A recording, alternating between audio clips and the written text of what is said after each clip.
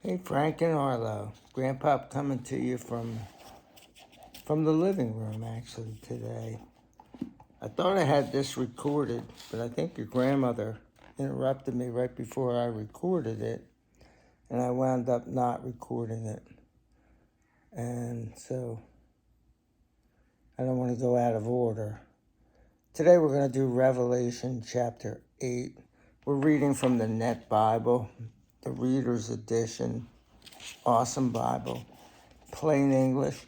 So we're not going to talk too much about what it means. We're going to let the Word of God tell us what the Word of God says. So today in chapter 8, we're going to talk about the seventh seal. And if you remember, we had this scroll with 7 seals, and we went through the first 6 of them, and all kinds of disasters fell upon the earth in each one of them. And so today we're going to do the 7th one, the last one.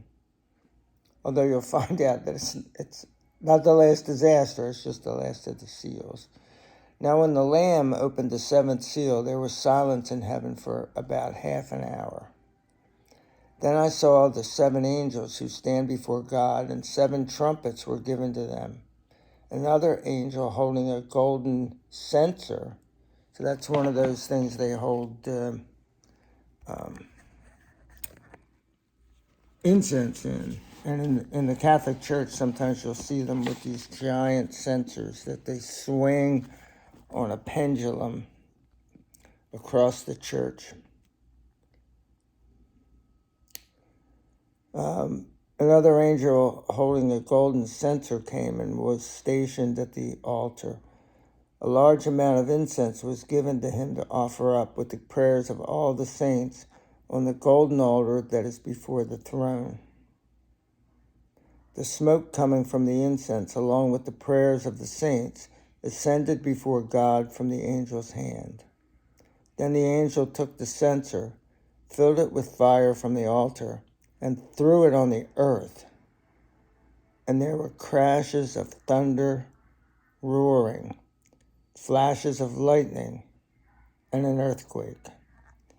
Now the 7 angels holding the 7 trumpets prepared to blow them. So the last seal, when that's opened up, instead of just one thing happening, we see that there's 8 trumpets, and we'll find out what happens when each of these angels blows their trumpet. And trust me, it's not Louis Armstrong. The first angel blew his trumpet, and there was hail and fire mixed with blood, and it was thrown at the earth, so that 1/3 of the earth was burned up, 1/3 of the trees were burned up, and all the green grass was burned up. Then the second angel blew his trumpet, and something like a great mountain of burning fire was thrown into the sea. 1/3 of the sea became blood, and 1/3 of the creatures living in the sea died, and 1/3 of the ships were completely destroyed.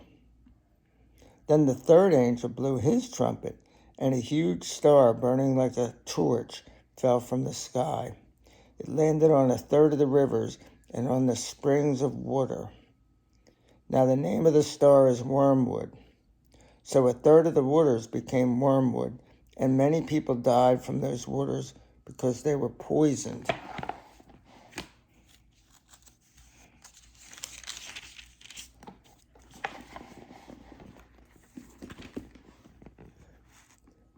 Then the fourth angel blew his trumpet, and 1/3 of the sun was struck, and 1/3 of the moon, and 1/3 of the stars, so that 1/3 of them were darkened. And there was no light for 1/3 of the day, and for 1/3 of the night. Likewise. So they're really into thirds here. Then I looked, and I heard an eagle flying directly overhead, proclaiming with a loud voice, "Woe, woe, woe to those who live on the earth because of the remaining sounds of the trumpets of the 3 angels who are about to blow them." So 4 down, 3 to go.